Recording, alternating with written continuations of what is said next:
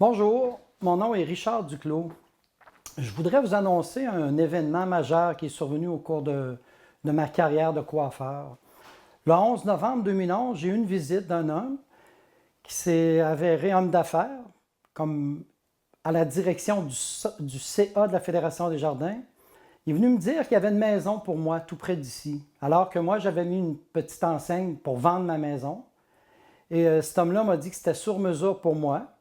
Il m'a dit que j'exerçais mon travail et qu'il me restait 15 belles années de ma vie à faire. Alors, il a cru bon de venir m'informer de ça. Puis il m'a dit que lui, c'était fait pour moi, cette maison-là et tout. Alors, j'ai demandé à mes employés, j'ai regardé mon horaire, j'ai pu quitter les lieux ici pour aller visiter la maison qui est à 2 minutes d'ici, moins d'1 kilomètre. Et j'ai trouvé la maison formidable, j'ai trouvé ça très, très, très, très beau. Alors, il me disait que c'était vraiment pour moi, puis tout ça. Puis je trouvais ça merveilleux. Alors, j'ai fait le tour des lieux et je suis revenu ici. J'ai dit, perdez pas de temps avec moi, Monsieur Simard. J'ai dit, je suis pas dentiste. J'ai dit, je suis un coiffeur et je pense pas d'avoir les revenus pour envisager l'achat de cette résidence-là. Il m'a dit, non, non. Il dit, les coiffeurs, il dit, vous n'êtes pas des gens d'affaires. Il dit, moi, il m'a coaché. Des maisons, j'en ai partout. Il dit, je peux acheter celle-là en hypothèque collatérale, etc. Il m'a dit qu'il y avait bien des manières de faire. Il dit, écoute, il dit, on va aller au restaurant, il dit, avec un garçon qui est agent chez Royal Lepage, François Huyot.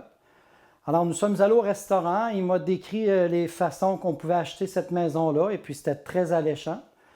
Et on a engagé des rencontres qui nous ont menés à un éventuel achat, mais au cours de tout ce périple-là, la maison n'était pas commerciale alors qu'eux me coachaient. Ils disaient que je n'étais pas un homme d'affaires, qu'eux étaient d'affaires. Alors on me coachait à des fins d'achat de cette maison-là pour aménager un commerce avec d'autres personnes, louer à des commerçants avec moi.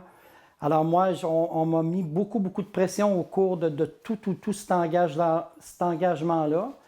Et de ce fait, on a pu voir que, étant donné que la maison était résidentielle, je ne pouvais pas opérer le commerce à l'intérieur de cette maison-là. Je n'avais pas les permis. Et eux se disaient bien d'affaires que moi, je ne l'étais pas et tout ça. Alors, on était allé signer une promesse d'achat qui n'était pas nécessairement valide non plus, chez un notaire où il n'y avait pas de signature témoin, ni d'adresse ou de date ou quoi que ce soit, dans lequel c'était marqué que les intérêts du montant seront signés sous seing privé plus tard à l'institution financière. Alors, on était pris en charge. Nous, on était embarqués dans ce bateau-là, moi et ma copine Nika Chiquan. Alors, on a comme été victime d'un espèce de bateau impraticable. Alors, tout ça nous emmenait en cours parce qu'on a dû se désister, parce qu'on n'avait pas le droit d'y aller. Puis en cours, ben, on savait tous qu'on n'avait aucune raison de perdre en cours parce que c'était impraticable et on était blancs, ils sont venus nous chercher ici.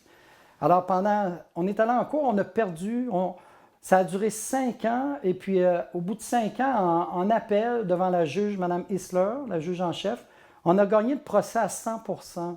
Maintenant, ça a détruit ma vie, ma santé, mon couple, ça a détruit complètement mon environnement mental et tout. Alors moi, j'ai demandé de l'aide chez Desjardins parce que c'est incroyable se faire briser sa vie comme ça. Ma blonde m'a quitté. Toute ma vie s'est écroulée dans un événement dans lequel je demandais de l'aide d'un bord puis de l'autre, puis j'ai jamais eu d'aide de personne. À l'autorité des marchés financiers, on m'a envoyé sur des sites Internet. C'était devenu un cauchemar. Les gens quittaient le salon, ils n'étaient plus capables de m'entendre parler cette histoire-là.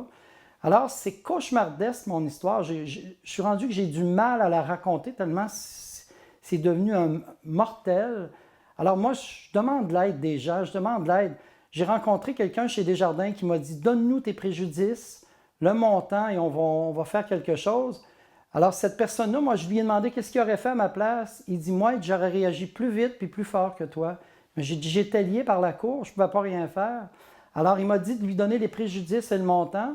J'ai eu droit à une lettre d'avocat qui disait qu'il n'était pas responsable, ça ne les concernait pas, et que si j'en parlais, j'aurais des sanctions sévères. Alors, moi, ils ont usé de moi. Je n'ai plus aucune finance. J'ai accumulé que des dettes, de l'épuisement. Je n'ai pas pris de vacances depuis tout ce temps-là. Ma vie est un vrai cauchemar et je crois que je suis un gars qui a mené une business avec loisir, avec originalité à Québec. J'avais j'ai un café dans mon salon, j'ai coiffé plusieurs artistes au cours de ma carrière. J'ai du mal à croire que je vais perdre mon entreprise dans laquelle j'ai travaillé honnêtement, sainement, avec plaisir, mettre fin à ma carrière par des dirigeants de chez Desjardins et de Royal Lepage comme ça.